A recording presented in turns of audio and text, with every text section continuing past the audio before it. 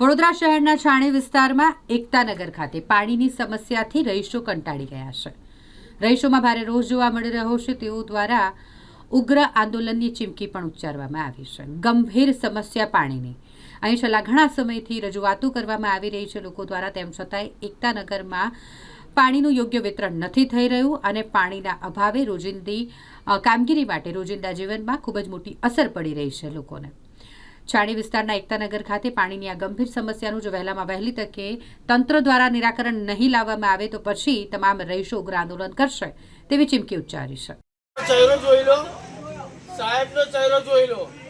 અમે અમારી માની સોબત થઈને કહીએ છીએ કે અમે અહીંથી ચૂંટણી લડવાના નથી।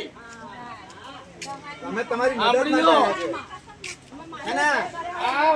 માટે બાપુજી મહારાજની સોગંદ કહીએ છીએ અમે અહીંથી ચૂંટણી લડવાના નથી। આ મારો ચહેરો જોઈ લો, સાહેબનો ચહેરો જોઈ લો।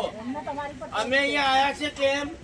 તમારો એક ફોન, ભાઈનો એક જ ફોન આવ્યો કે અમારા પ્રોબ્લેમ થયો છે, આવો। આવે કોણ? જેને તમારા વોટ લેવા હોય ને એ આવે।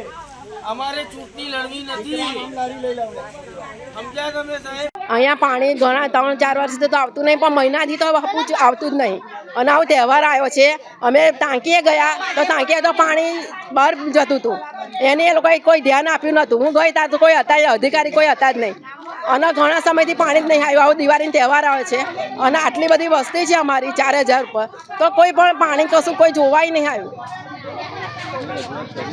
હા, ઓફિસોમાં કરી છે, પછી ટાંકીએ ગયા, ગમે ત્યાં જઈએ પણ પાણી અત્યાર સુધી કોઈ સામે જોયું જ નહીં કે આ લોકો શું કરે છે।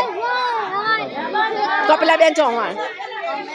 આ એકતાનગર છે ને, એકતાનગરમાં ઘણા વખતથી પાણી આવતું નથી અને આ એક કોર્પોરેટર રશ્મિકાબેન વાઘેલાએ આ દત્તક લીધું છે અને ઓન પેપર પર આ દત્તક બોલે છે ત્યાં મ્યુનિસિપાલિટીમાં। તો એ બહેન કેમ નથી આવતા પાણીની સમસ્યા જોવા માટે? આ પાછળ બહેનો બધી છે એ પાણી વગર વલખા મારે છે, ક્યાંથી પાણી લાવવું? આ સમય અત્યારે દિવાળીનો સમય છે તો અત્યારે પાણી ન આવે તો શું કરે લોકો?